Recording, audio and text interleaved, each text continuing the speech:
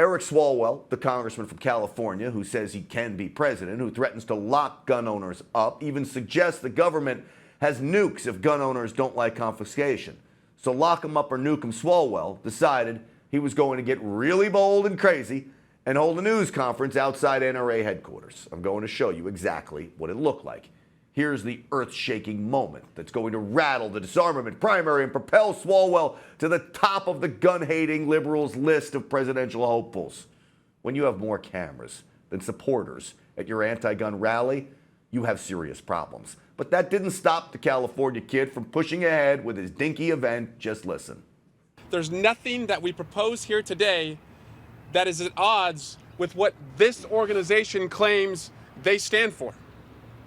Keep your pistols, keep your rifles, keep your shotguns. But we happen to believe that we can do more to take the most dangerous weapons out of the hands of the most dangerous people. Which apparently includes all of us, not at odds with the people in the building behind him, the NRA and everyone that they represent, 5.5 million Americans. Are you kidding me?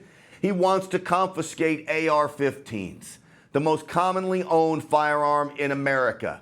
And if you don't comply with his confiscation scheme, he can call it whatever he wants, a buyback, he didn't own them in the first place, then what happens? You go to jail. You think that's not at odds with us? You are at most at odds with us because you are treasonous in your actions when you go to jail people you don't agree with. That is not someone who we want to be president. But Swalwell speaks for every single one of them in the disarmament primary. They all want us jailed. They would like nothing more than for that to happen. They propose confiscations. They propose magazine bans. I would ask them, and they won't talk to me, but if you're a reporter out there, how are you going to enforce that? If you put them on the spot, they've got to answer just like Swalwell. They'll imprison you if you don't comply with their magazine bans, their universal background checks, their confiscation schemes. That's a fact.